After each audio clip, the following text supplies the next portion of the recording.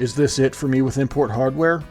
I highly doubt it. At the very least, there's a Super Famicom out there somewhere with my name on it, which I'm sure will be in my possession by the end of the year, along with plenty of games for it that I would love to involve in my Google Translate experiment. On top of that, if I'm really going to be living out my old import gaming aspirations, that won't be complete until I have my own copy of Dragon Ball Z Super Butoden 2, even if the reality has long since undercut the excitement I had for that game as a kid. It's just too important a part of my gaming history to not have it in my library.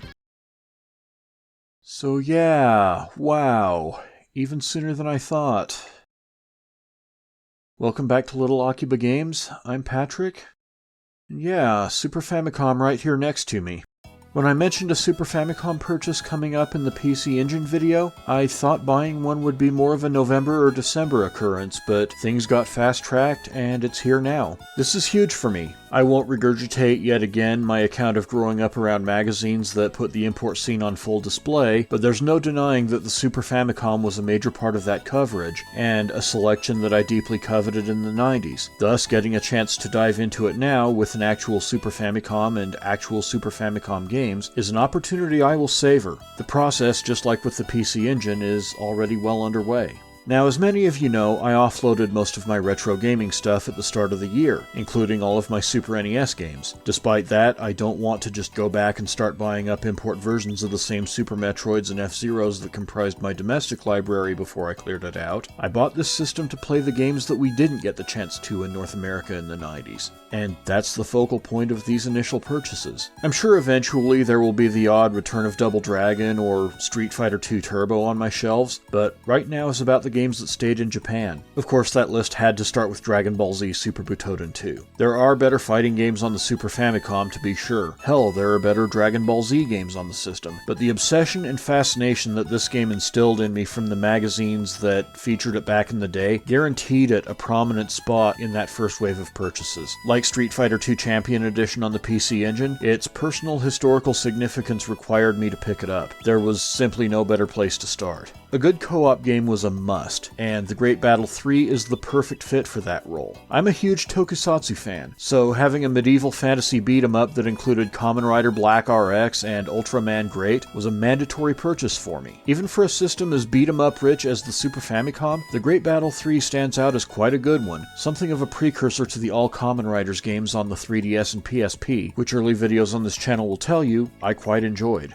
To us Westerners, the Tokyo Extreme Racer series started out as part of the Sega Dreamcast launch. However, its roots actually run much deeper than that. Drift King Shutoko Battle 2 is a part of this series back when it was endorsed by the Drift King himself, Keiichi Tsuchiya, and was a standout Mode 7 racing game on a system that made those a big part of its identity. Evolved differently, it could have given us something in the vein of a Gran Turismo or Forza Motorsport way back in 4th gen, but that's not to take anything away from the great game that it is. In a sense, you could even say that it helped predict the racing sims that would follow. It's the exact kind of game I want in my Super Famicom library.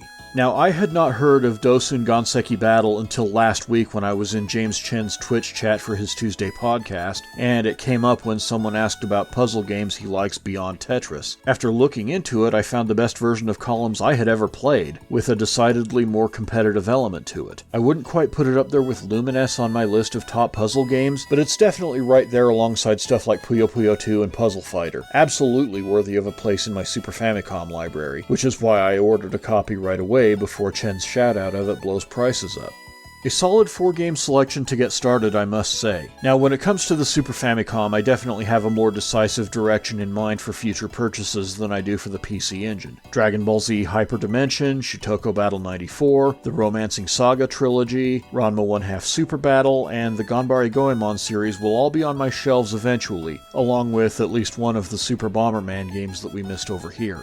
The cherry on top of all this is the fact that I'll be able to go back and revisit old issues of Superplay and EGM that really informed my import gaming aspirations when I was a kid, now through the lens of someone able to actually do something about it, bringing you all with me through the experience, naturally. The endgame of both this and the PC Engine stuff is, of course, a first-hand experience guide to navigating the retro import space at large, getting you to a point where you have all the info you need to confidently buy your own systems and games, and start indulging in this corner of the import gaming scene yourself. Definitely look forward to that. That's all for now. If you like this video, then please be sure to like, comment, share, and subscribe. All that YouTube algorithm stuff that helps the channel out. Click the notification bell if you want to know right away when the next video goes live. I'll see you back here next time at Little Akiba Games.